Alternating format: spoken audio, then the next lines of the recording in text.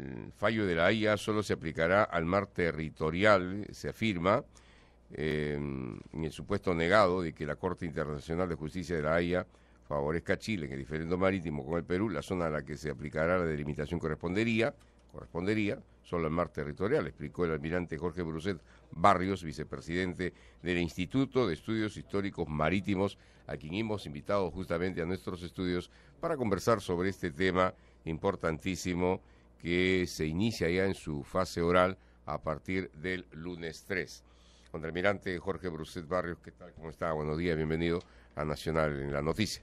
Muy buenos días, Augusto y Raúl. Un honor y un placer compartir la mesa este día. Y un saludo a todos los oyentes de Radio Nacional. Usted ha hecho el seguimiento a todo este proceso de delimitación marítima, el pedido ante la Corte de la Haya que ha hecho el Perú. Bueno, como oficial de Marina en retiro, regresamos nuevamente a la cabina de Radio Nacional. Aquí está Augusto Vázquez desarrollando importante información. Adelante. Bien, gracias Jennifer. Sí, justamente estamos aquí en Nacional en la Noticia para conversar con el contraalmirante Jorge Bruset Barrios, vicepresidente del Instituto de Estudios Históricos Marítimos del Perú. Justo le estábamos dando la bienvenida para que nos hable un poco sobre el tema del diferendo marítimo de Perú con Chile ante la Corte Internacional de Justicia de la Haya. Contraalmirante, ¿cuál es, digamos, la lectura que tiene usted hasta este momento de la situación en que se encuentra este proceso a portas de la fase oral que se inicia el lunes? Yo le agradezco, Augusto, la oportunidad para hacer una aclaración del informe que usted ha dado inicialmente. Es decir, cuando yo me refiero al mar territorial, son los espacios que universalmente reconoce la Convención sobre el Derecho del Mar y que también aplicará la Corte Internacional de Justicia. El Perú, de acuerdo a su constitución política, solamente tiene un espacio denominado dominio marítimo, pero en el mundo esto no es reconocido y más bien las 200 millas se dividen en mar territorial de 12 millas, zona económica exclusiva hasta la milla 200 y debajo de ella lo que se conoce como la plataforma continental, es decir, el suelo y el subsuelo. Cuando me referí al mar territorial y en el caso negado de que la Corte pudiera darle en algo razón a Chile, decía yo que el mar territorial en 1952 y 54, cuando se firman estos tratados que hoy en día Chile pretende imponer como tratados de fronteras marítimas, pues en aquel entonces no existían estas figuras o estos espacios de zona económica exclusiva y plataforma continental. Vemos, por ejemplo, en el caso de Nicaragua con Colombia, que la Corte le ha reconocido a las islas frente a las costas de Nicaragua lo que corresponde al mar territorial ya preexistente, que es un espacio que viene desde el siglo XVI, con una figura y una concepción de defensa de los estados frente a, en aquella época, a la piratería o a las invasiones u otras cosas. En este contexto, ¿en qué se basa la tesis chilena de su mar presencial? El mar presencial es una tesis que Chile ha pretendido imponer y que realmente no ha tenido eco ni en sus vecinos ni en el mundo.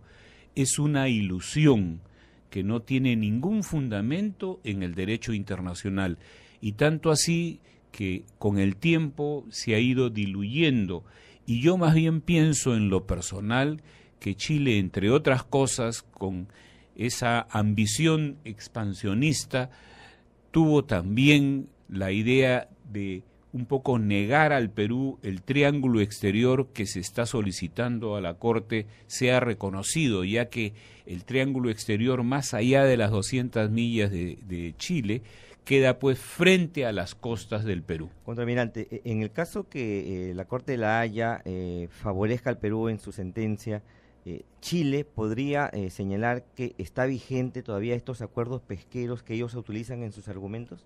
De hecho, están vigentes y el Perú lo reconoce. Pero como acuerdos pesqueros. Como acuerdos más de carácter pesquero administrativos, ¿no? Esa precisión la ha hecho muy sabiamente el embajador Manuel Rodríguez Cuadros, que son acuerdos administrativos, porque pesqueros en el fondo no ha habido una compensación ni se ha dado cuotas de pesca en esa zona. Entonces son acuerdos administrativos, básicamente el de 54, para evitar que embarcaciones pequeñas, menores, con escasos recursos de náutica, tengan una desorientación en la zona. Pero eso ha sido superado en el tiempo, porque hoy en día con el posicionador de satélite ya no se requiere ese requisito o ese apoyo que se tuvo y se dio en el año 1954. Ahora, ¿en qué consiste la fase oral que se inicia ya el lunes 3? ¿Quién inicia en todo caso? ¿Va a haber un sorteo previo? ¿Cómo se va a, digamos, a implementar esta fase, de, mejor dicho, esta suerte de cada uno? ¿En qué momento le toca intervenir a cada uno? Bueno, ya está establecido el cronograma de presentaciones e inicia el demandante, es decir, el Perú, el día lunes 3 a las 3 de la tarde, hora de Holanda, 9 de la mañana, hora del Perú.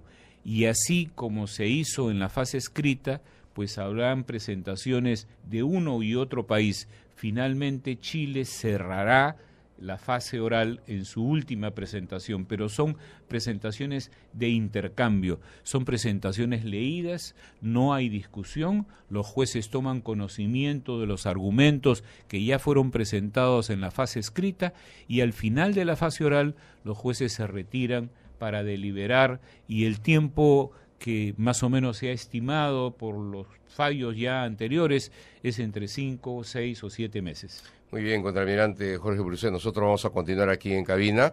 De nuestra parte, damos pase a nuestra plataforma informativa con TV Perú. Gracias, Jennifer, hasta cualquier momento. Muy bien, Linda. Así es momento de contarles que la...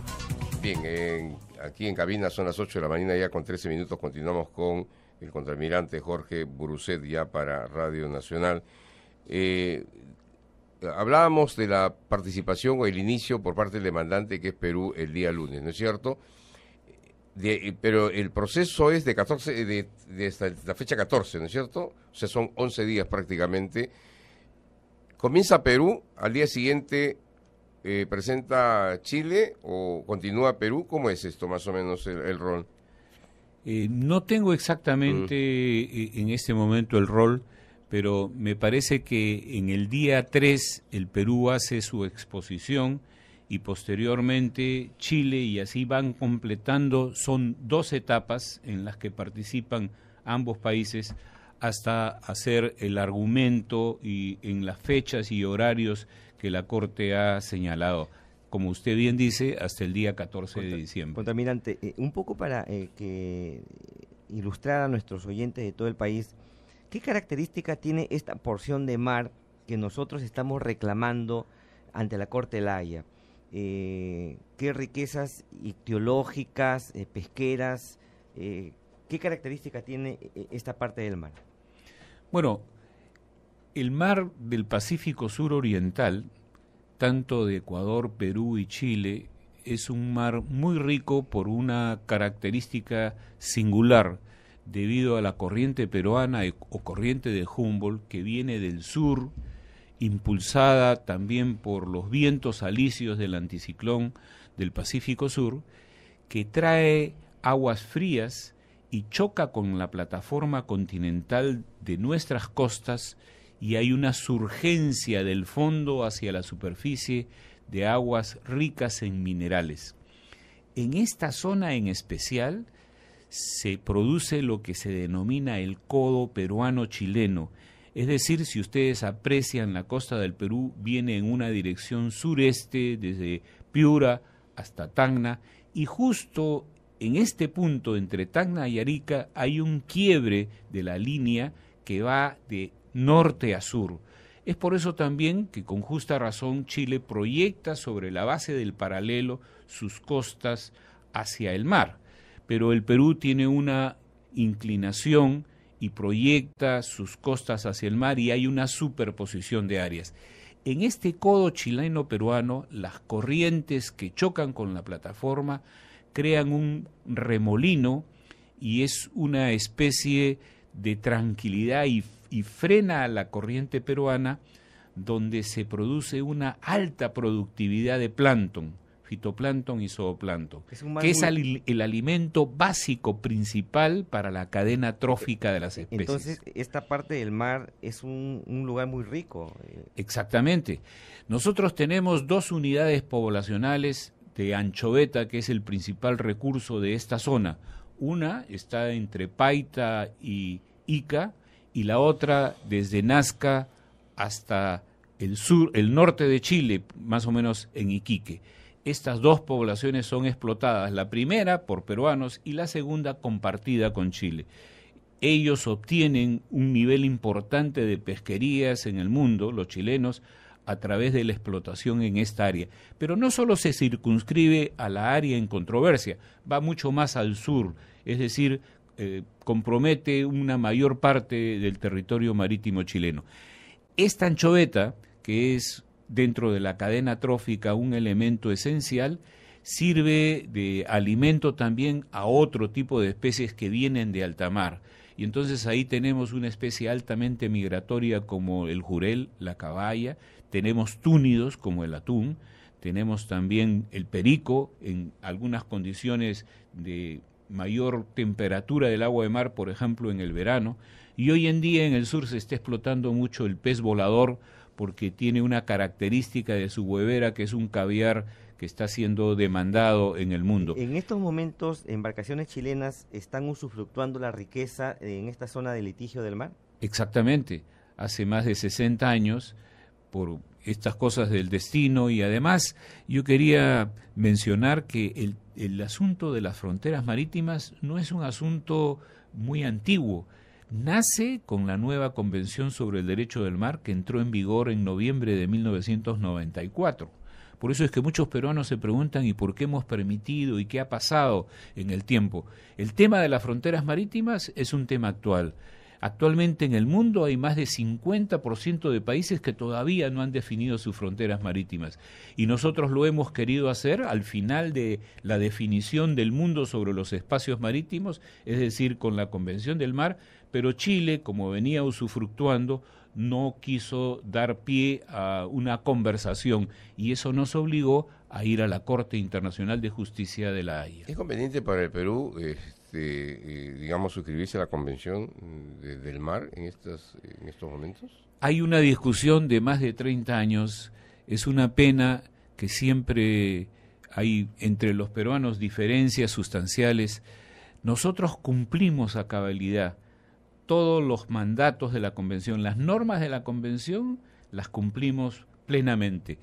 Hay muchos peruanos con un gran sentimiento patriótico que piensan que desde 1947 el Perú reclamó un mar territorial. Eso nos los han enseñado desde el colegio, seguramente que usted ha tenido la misma apreciación como yo. Las 200 millas. Las 200 millas de mar territorial. Lo que pasa Pero es eso que lo dice la Constitución Política del Estado. la Constitución no habla de mar territorial, habla de dominio marítimo de 200 millas. El derecho internacional, la Convención del Mar, también habla de 200 millas, pero en diferentes espacios. Como le comentaba al principio, el mar territorial ha sido preexistente, viene desde el siglo XVI, y recién en 1994 universalmente se reconoce las 200 millas a todos los estados ribereños, no solo al Perú, Chile y Ecuador, pero con diferentes matices.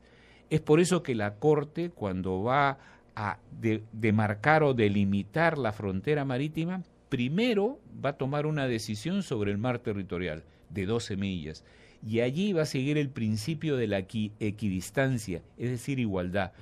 Pero como los espacios que siguen, zona económica exclusiva y plataforma continental, son nuevos, no recogen la historia antigua sobre acuerdos, y es ahí la fortaleza que tiene el Perú, y es ahí donde vemos cómo es que la Corte ha actuado en función a su doctrina y principios y le ha dado a Nicaragua, es decir, la zona económica exclusiva que circunda y cierra a los Cayos y las Islas San Andrés.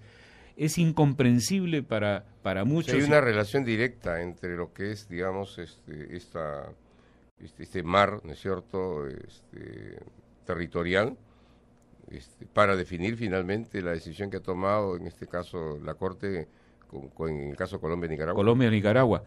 Exacto. A Colombia, por ejemplo, le ha reconocido la soberanía del mar territorial y la soberanía sobre las islas. Es decir, la tierra manda el mar.